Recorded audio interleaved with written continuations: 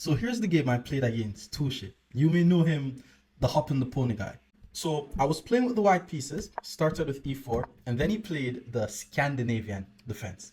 Now I took the pawn to pull out the queen. I did pull out his queen, and then I developed my knight to gain a tempo on the queen. So this time he pulls the queen all the way back, and then I just use the time to put a pawn in the center of the board. You know, I'm just controlling the center. But then he developed his knight. I developed my bishop. Now I have two pieces developed. My bishop is pointing towards his f7 pawn. And then he played a6. Now, usually the purpose of a6 is to play moves like b5, and then the bishop gets to get fianchetted on b7. So I played a4 to prevent this. He played e6, and then I played knight to f3. So again, I'm just developing my pieces. This, you may say it's an unnecessary pawn move, but again, I did this move as a prophylactic move to prevent this move. So now he develops his bishop. He's trying to get castled. I got my king out the center. He got his king out the center of the board. And then I played bishop g5. Just principled stuff. I'm not moving any of my pieces more than once. I'm just trying to control the center of the board. And now I'm going to try to bring my major pieces in the game. So here he plays b6. His idea is to finally fianchetto his bishop, then he developed his knight, and then I played knight to e5. Now, knight to e5 is my first mistake. Now, the reason why I played knight to e5, I wanted to start an attack as soon as possible on his king side. So I wanted to move my knight, get my queen there, get the rooks over. But obviously, all I needed to do was focus on the pieces that has not yet moved. So for example, queen e2 would have been good to connect the rooks, or just rook e1 would have been good to use my rook to control the open file. So knight e5, bishop b7, and then I played queen to d2. So now I mix up the idea, and this is why this is another mistake. The whole idea with knight e5, bishop b7, the queen must go to e2. Now, in the actual game, I thought if I put the queen on e2, I'm going to lose my d4 pawn. But the idea goes like this. If the queen takes on d4, I'm actually able to sacrifice my knight on f7, because if the king takes, my queen takes on e6, forcing the king to move, and now I'm able to apply more pressure to the pin piece. His king is in the center, and I'm going to win the game. And if he takes with the rook, I'll still play queen takes, and then his rook is going to be lost in the next few moves. But I played knight e5 and then queen d2. So now I'm mixing up two ideas, and that's never the right thing in chess. He developed his knight to d7, and then I made another mistake, pulling my bishop back to d3. I'm not going to lie here. I was playing for a trick. Not necessarily a trick, but a very nice tactical idea that happens a lot. For example, pulling the bishop back. If a move like h6 happens, I'm able to sacrifice on h6, queen takes h6, and now I'm going to have all my pieces in the game. But it did not work. I pulled the bishop back, not principled again. What I should have done here is move one of my pieces that has not yet moved. So maybe move this rook or move the other rook, and just focus on getting all my pieces in the game. And I could have still just put the queen on the right square. So I pulled the bishop back, he took, I took. Now, if you notice, his knight is under attack, so he has to move the knight. And once he moves the knight, his h7 pawn is not going to be as active. He moves the knight to d5, and here I played knight e4. I didn't want to trade the pieces off the board, which is why I played knight e4. The reason why I played knight e4, I wanted, after takes, I'm attacking his pawn on h7. I'm going to show you the live game right after this, so you could see my thoughts in action.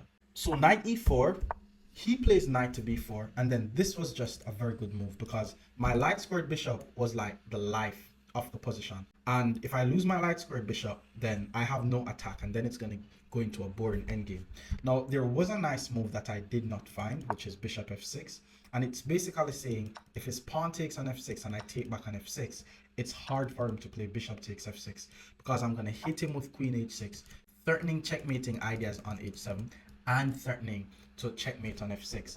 But instead, I took his knight, he played knight b4, I took his knight, he took my queen, and because his bishop was pinned to his queen, I took his queen as well. Then his rook took, and I got my rook in the game. Now, you may be looking on this position thinking it's an equal position, but the thing is, black has the bishop pair in this position. Black has the two bishops, and I only have a bishop and a knight. So h6 was played in this position, And then I played c3. The purpose of c3 is just to chase away the bishop, not allowing any pieces on my half of the board. And then once the bishop moves, I finally pull my bishop back to c2 because I wanted to contest his rook for the open d file. So he plays a5, and then I played rook to e1. A lot of you guys are always asking why are bishops better than knights. So this will be a very good example where you can see. He plays king to f8 because remember, now we're in the end game, and in the end game it's very important that you get all your pieces in the game, especially your king. So he's getting his king in the game. I played f3 with the idea of getting my king in the game as well. So he plays bishop to c6. Remember, another principle to follow in the end game is to attack weak pawns. So he's targeting my pawn. I got my king in the game. He traded the rooks off the board. Both of the rooks was traded off the board, and the reason why he does this is because he has the bishop here. And again, two bishops will be better than a bishop and a knight. I continue to get my king in the game. He developed his bishop, you know, just to have better diagonal. And then I played knight back to d2. Now, this was also a mistake. So bishops are better than knights, but if you happen to have the knight, in order for you to at least say the knight is equal to the bishop, you must keep the knight in the center of the board, or put the knight where all the action is taking place. So pulling back my knight was not good because now he's able to check, and then he's attacking my king. My king is now on the run. Bishop g1 was just a nice move because again, what he's doing, he's attacking weak pawns. I pushed the pawn, though I didn't allow him to take it, but then he pulled his bishop back, and then I put my knight back on e4. So now I'm doing fine here. Actually, he pulled his bishop back. So if you notice, it's a lot of back and forth. We're just in an end game. There's nothing happening. But now I play b3. Reason for b3 is to use my pawn to guard this pawn, so that way I can use my bishop to do something else. He continued to get his king in the game, and then I played c4, just putting my pawns on light squares, so that way his dark squared bishop is not able to do anything, knowing that his light squared bishop is just blocked in by my knight. So he played bishop to b4, and then I played knight to g3, and again, that was a mistake, and you know why it's a mistake. If you have the knight versus the bishop, you must keep the knights in the center of the board. He then hit me with bishop to c3. I only have a minute and 7 seconds on my clock. He has a minute 26 seconds on his clock, and he's attacking my weak pawn, and I have no way to guard my pawn. Why? Because I did not keep my knight in the center of the board. If I move my pawn to f4 to guard it like this, he's going to take on g2. So now I'm down by a pawn.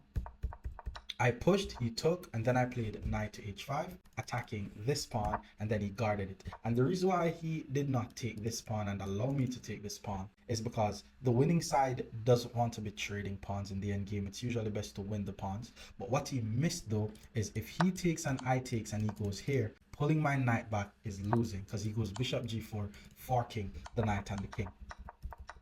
So he guarded the pawn. I played h4, so he's not able to take, but Tushar is just ahead by a pawn in this position. He pulled his bishop back. I have 46 seconds. I pull my knight back. Now I'm trying to play fast and hold on to this position. And everything else that you're about to see happens very quickly. Ensure to check out the actual game to see what my thinking was like.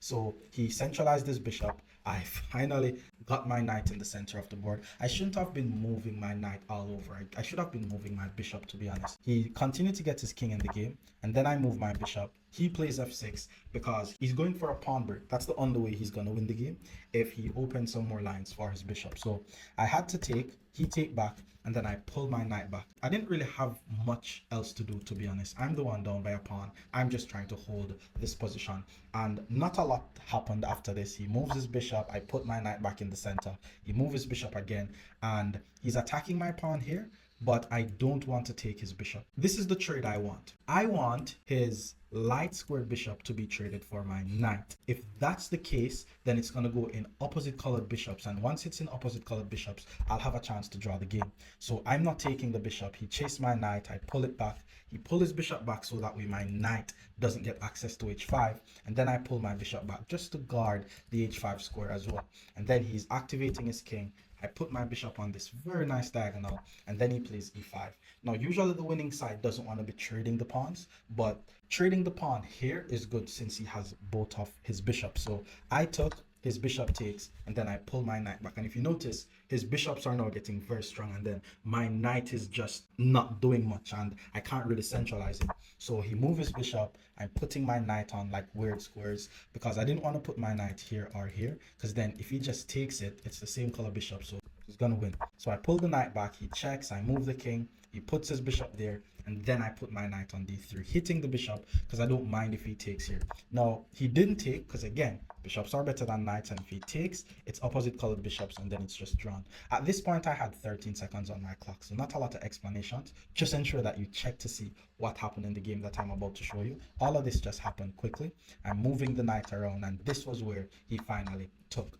It is opposite colored bishops in this position, which is not really easy to draw, seeing that he has 2 pawns. But I had 8 seconds here, he had 31 seconds here, and we were just playing fast, playing fast. I was just trying to hold the position.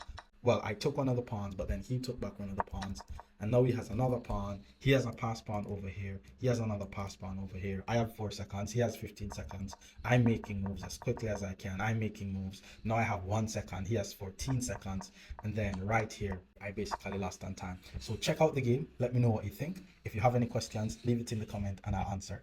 Oh, look who we're playing against. Holy shit, I'm playing against Tushar. What the fudge?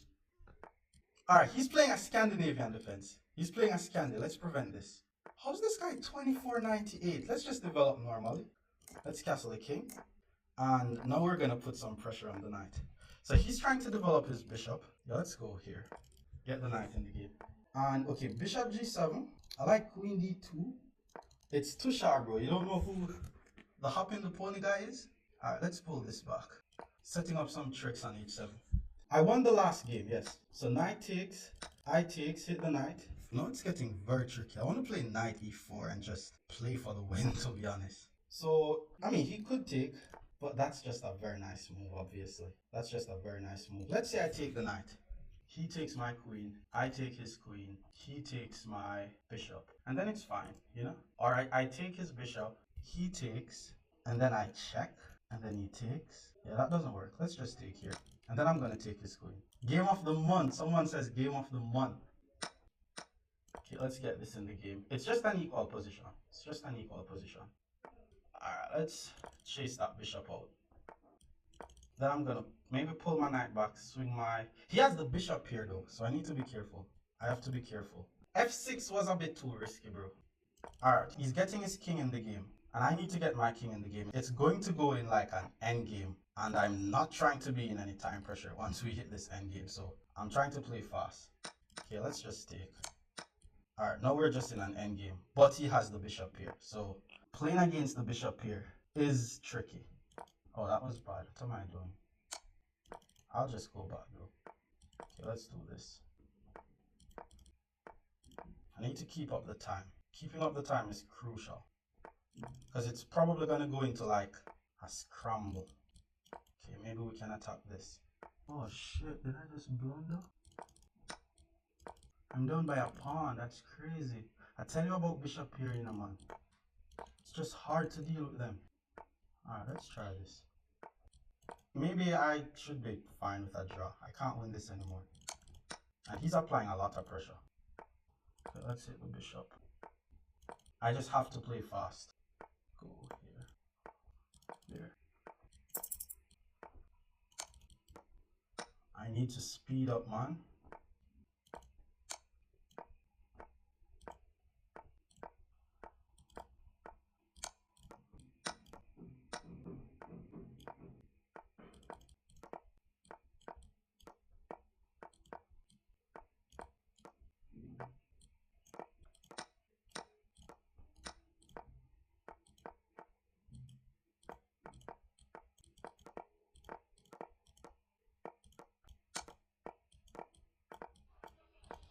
Ah, no time.